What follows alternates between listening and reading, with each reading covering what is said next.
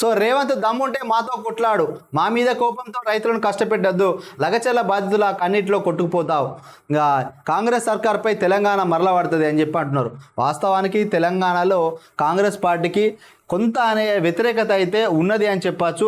ఎందుకనంటే ఏదో ప్రభుత్వాన్ని జోకితే మాకేదో మార్కులు వేస్తారు, మాకేదో భూములు జాగిలుతారని మాకు అవసరం లేదు. ఎందుకనంటే ఉన్నది ఉన్నట్టుగా చెప్పపోతే ఇక ఈ టీవీ ఛానల్ ఇట్లా మేము పెట్టుకొని నడపడం కూడా కరెక్ట్ కాదు. ప్రభుత్వం పైన వ్యతిరేకత అనేది ఉన్నదని మేము కుండబద్దలు కొట్టినాడు చెప్తున్నాం. ఇకనైనా మారాలే, ప్రజా వ్యతిరేక పాలన కాకుండా ప్రజాపాలన కొనసాగించాలి. ఎందుకనంటే ఇక్కడ రైతులు తప్పు చేసి ఉండొచ్చు, కానీ మరి వాళ్ళల్లో కాంగ్రెస్ పార్టీలు ఉన్నారట, బీఆర్ఎస్ పార్టీలు ఉన్నారట. కొన్ని పత్రికలు రాసినాయి, కొన్ని ప్రభుత్వ అనుబంధ పత్రికలు మాత్రం రాయడం లేదు యాడ్స్ కోసం. సో వాస్తవానికి ఇక్కడ జరిగిన ఘటన చూస్తే పక్క రాష్ట్రాలు కూడా తెలంగాణ అంటే కొంత భయపడుతున్న సందర్భం. పెట్టుబడులు వస్తున్నా కూడా తెలంగాణ ఇమేజ్ కొంత తగ్గిపోయింది. ఒక తెలంగాణ పౌరునిగా మాట్లాడే హక్కు నాకున్నది, ఓటేసిన పౌరునిగా నాకు హక్కు ఉన్నది. కాబట్టి ఖచ్చితంగా ప్రభుత్వం చేసే కొన్ని చిన్న చిన్న లోపాలను సరిదిద్దుకోవాలి. సరిదిద్దుకోకపోతే ప్రజా పోరాటంలో మరి ఆ ప్రజా వ్యతిరేక సునామీలో కొట్టుకుపోతారు ఎవరైనా. ఇది ఎందుకంటే ప్రజాస్వామ్యం ఎప్పటికీ కేసీఆర్ కుటుంబమే గెలవదు, ఎప్పటికీ కాంగ్రెస్ పార్టీకి అధికారం రాదు. ప్రజలు ఓటు అనే ఆయుధంతో ఎవరినైనా ఎన్నుకోవచ్చు. కాబట్టి ప్రజాస్వామ్యంలో ప్రజలే పాలకులు, పాలితులుగా ఉంటారు. సో ప్రజా వ్యతిరేకమైన పరిపాలన చేస్తే రేవంత్ రెడ్డి అయితేంది, ఇంకెవరైతేంది కొట్టుకపోతారు గాలిలో. రేవంత్ రెడ్డి, నువ్వు చక్రవర్తి రాజువో కాదు, నీలాంటి వారు చాలామంది వచ్చారు, భవిష్యత్తులో వస్తారు. ఎస్సీ ఎస్టీ బీసీ సన్నకారు రైతుల భూములు గుంజుకొని ఏమైనా చేస్తానంటే తెలంగాణ సమాజం మొత్తం తిరుగుబాటు చేస్తుంది. ఫార్మా విలేజ్ కోసం రైతులను ఒప్పించడంలో విఫలమైన రేవంత్ సర్కారు చేతకానితనాన్ని కప్పిపుచ్చుకునే ప్రయత్నం చేస్తుంది. ఇక జైలులో నేను కలిసిన వారిలో రాఘవేంద్ర యాదవ్ అనే ప్రభుత్వ ఉద్యోగి కూడా ఉన్నాడంట. కులగండ చేసి ఇంటికి వచ్చిన ఆయనను కూడా అరెస్టు చేసి కేసు పెట్టి జైల్లో వేసిండ్రు.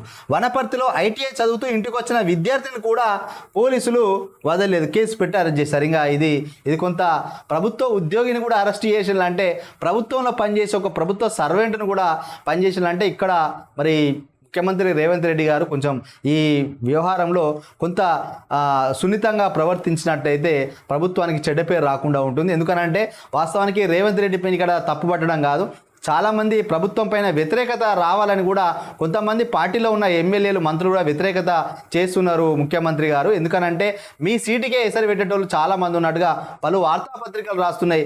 ఇక్కడ ప్రభుత్వం పైన మరి పార్టీలు ఉన్న వాళ్ళే సొంత గుడ్డి పక్షులే స్వపక్షంలోనే విపక్షం లాగా ప్రయత్నం చేస్తున్నారా, మీరు కూడా కొంత చూసుకోండి. నువ్వేమి చక్రవర్తివి కాదు, ఉండేది 5 ఏళ్లే, అధికారంలోకి వచ్చాక నిన్ను వదిలిపెట్టబోం. లగచర్ల ఘటనలో బీఆర్ఎస్ వారిపైనే కేసులు, వారిపై 3rd డిగ్రీ ప్రయోగించి హింస పెట్టారు. జైలులో ఉన్నోళ్ళు కనీసం నడవలేకపోతున్నారు. లగచర్ల బాధితులకు కేసీఆర్ బీఆర్ఎస్ అండా, రైతులకు బెయిల్ వచ్చే వరకు పోరాడతాం. బీఆర్ఎస్ కార్యనిర్వాహక అధ్యక్షుడు కేటీఆర్ కంది జైల్లో లగచర్ల రైతులకు పరామర్శించారు. కేటీఆర్, మీరు కూడా ఈ రైతులను అడ్డం పెట్టుకుని రాజకీయం చేయొద్దు. ఎందుకనంటే పాపం మీ పార్టీకి సంబంధించిన మాజీ ఎమ్మెల్యే రెచ్చగొట్టడం వల్లే కలెక్టర్ అయినా దాడి చేస్తాం, ఎమ్మెల్యే వచ్చినా మంత్రులు వచ్చినా దాడి చేస్తామని మీ పార్టీకి సంబంధించిన ఎమ్మెల్యే ఆ విధంగా ఉసిగొల్పడంతో కొంత వీళ్ళు ధైర్యం తెచ్చుకొని ఈ విధంగా చేసిన అనిపిస్తుంది. ఏది ఏమైనా అధికారులపైన దాడులు చేయడం హర్షణీయం కాదు, అది తప్పే. మీరు అధికారంలో ఉన్నా కూడా మీరు కూడా గిట్నే ప్రవర్తించడం కావచ్చు, అందుకే ప్రతిపక్షాలు ఉన్నారు. సో ఇప్పటి ప్రభుత్వం కూడా దీనిపైన కొంత పునరాలోచించి మరి నిజంగా రైతులు దాడి చేస్తే వాళ్ళకి ఏదో రకంగా మళ్ళీ బయటికి తీసుకురండి. ఇంకోసారి ఇట్లాంటి దాడులు పునరావృతం కాకుండా రైతులతో కలిసి మాట్లాడి భూములు వచ్చేటట్టు చేయండి ఫార్మా కంపెనీకి. కేటీఆర్ అరెస్టుకు కాంగ్రెస్ కుట్ర చేయట్లే ఐటీ మంత్రి శ్రీధర్ బాబు. ఇక కేటీఆర్ నిర్బంధానికి కుట్ర, కనీసం 6 నెలలైనా ప్రజలకు దూరం చేసే వ్యూహం, లేని తప్పిదాలను వెతుకుతూ కేటీఆర్పై ఆరోపణలు, పథకంలో భాగమే కాంగ్రెస్ నేతలు, మంత్రుల వ్యాఖ్యలు. రేవంత్కు వంత పాడుతున్న బీజేపీ కేంద్ర మంత్రి, అదేవిధంగా ఎంపీలు అంట. సో మొత్తానికైతే రేవంత్ రెడ్డికే వంత పాడుతున్నట్ట బీజేపీ పార్టీ. ఎందుకంటే ఎక్కడ కాంగ్రెస్ మైనస్ అయిందనుకో మళ్ళీ ఎక్కడ బీఆర్ఎస్ పార్టీ అధికారంలోకి వస్తుంది. బీఆర్ఎస్ పార్టీని అధికారం రానియద్దు, అవసరమైతే కాంగ్రెస్ అని అధికారం ఉండాలి, లేకపోతే భవిష్యత్తులో బీజేపీ అని అధికారం ఉండాలి తప్ప ఈ యొక్క కుటుంబ పార్టీని, అదే బీఆర్ఎస్ పార్టీని అధికారంలోకి రానియద్దు అని చెప్పి ఈ విధంగా బీజేపీ కాంగ్రెస్ కలిసి గేమ్ ఆడి కేటీఆర్ను మూసేసే పని చేస్తున్నాయట. 6 నెలలు లోపడేసే ప్రయత్నం చేస్తున్నారని కూడా ఇక్కడ వాక్యాలు. ఇక రైతులది ధర్మాగ్రహం, అన్యాయం జరిగిందనే లగచర్ల బాధ, ఆ బాధతోనే అధికారులపైన తిరుగుబాటు, సమస్య గుర్తించకుండా అక్రమ కేసుల రైతులను అణగదొక్కాలని చూడొద్దు. POW రాష్ట్ర నేత సంధ్య. వికారాబాద్ జిల్లాలో లగచర్ల రైతుల ధర్మాగ్రహంతో కూడిన తిరుగుబాటు అని POW రాష్ట్ర నేత సంధ్య ఒక ప్రకటన తెలిపారు. అసలు సమస్యను గుర్తించి దాన్ని పరిష్కరించగా దాడి చేశారనే కోణంలోనే రైతులపై కేసులు పెట్టడం సరికాదని పేర్కొన్నారు. ఈ ఘటన అవాంఛనీయమైనదని, బాధాకరమైనదని తెలిపారు.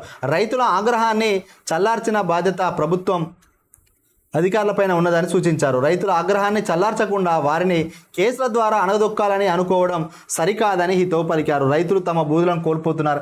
ఈ తెలంగాణ రాష్ట్రం వచ్చినాక కూడా రైతులను గిట్లా ఇబ్బంది పెట్టి, భయపెట్టి, మంది మార్బలంతో, పోలీస్ కేసులతో నిర్బంధించి భూములు లాక్కుంటా అంటే సరైంది కాదు.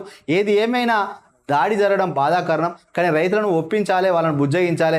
రైతులు వాళ్ళ యొక్క ధర్మానికి విరుద్ధంగా మీరు లాక్కుంటున్నారని ధర్మాగ్రహం చెందే మీ పైన ఈ విధంగా దాడికి పలిపడి ఉండడం బాధాకరమే. కానీ రైతులను ఇబ్బంది పెట్టద్దు, ఇది రాజకీయ కోణంలో జరిగిన కుట్ర కాదు అని చెప్పి POW రాష్ట్ర నాయకులు సంజయ్ గారు చెప్పడం జరిగింది.